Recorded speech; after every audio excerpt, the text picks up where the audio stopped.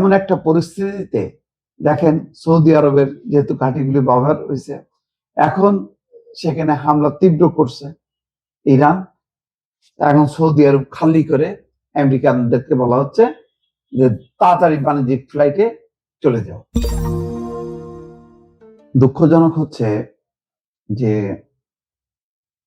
Iran কিন্তু বারবার বলছে যে মধ্যপ্রাচ্যের মার্কিন কোনো ঘাঁটি থেকে হামলা হলে তারা পাল্টা হামলা চালাবে, এই ঘাঁটিগুলি বন্ধ করতে হবে, এটা হচ্ছে শর্ত। কিন্তু এই শর্ত না মেনে বারবার কিন্তু সেই ঘাঁটিগুলো ব্যবহার করা হচ্ছে। সর্বশেষ যেই হামলা, যে খার্গে অর্থাৎ ইরানের প্রধান যে খার্গে দ্বীপ, যেটা বলা হয় তেল উত্তোলনের 90% তেল উত্তোলন এবং রপ্তানি হয়, প্রধান অর্থনৈতিক অঞ্চল, সেই অঞ্চলে হামলা হয়। সেটা সংযুক্ত আরব আমিরাতের দুটা ঘাঁটি থেকে। এটা টের পেয়ে ইরান তার বদলা নিচ্ছে এবং দুবাই এবং দুবাইয়ের আশেপাশের এলাকা কিন্তু তছনছ করছে।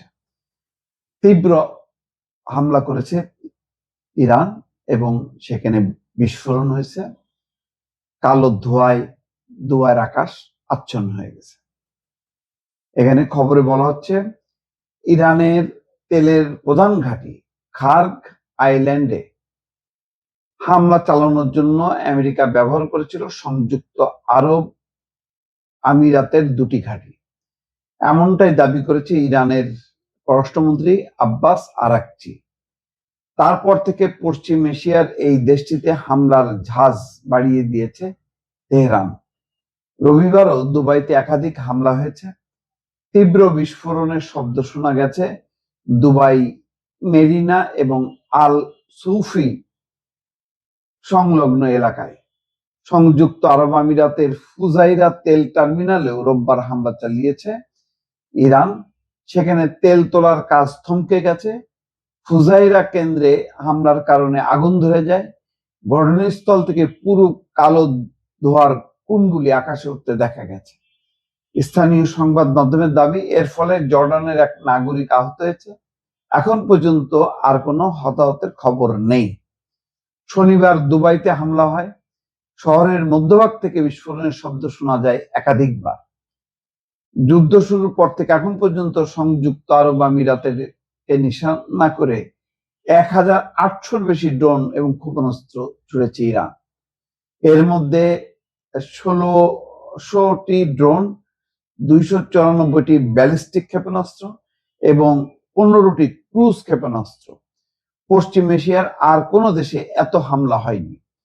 ইরানের হামলায় সংযুক্ত আরব আমিরাতের সরকারি হিসাবে মোট 6 জনের মৃত্যু হয়েছে। ইরানের বিদেশ মন্ত্রী জানিয়েছিল খার্গ আক্রমণের জন্য আমেরিকা ব্যবহার করেছে সংযুক্ত আরব আমিরাতের রাস আল খাইমার একটি ঘাঁটি। এছাড়াও একটি মার্কিন ঘাঁটি থেকে খার্গে বোমা ফেলা হয় এবং সেটি দুবাইয়ের খুব কাছে অবস্থিত।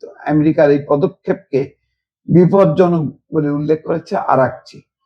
পাল্টা হামলার হুঁশিয়ারি দিয়েছেন, জানিয়েছেন সংযুক্ত আরব আমিরাতের কোনো জনবহুল এলাকায় প্রত্যাঘাত না করার চেষ্টা তারা করবেন।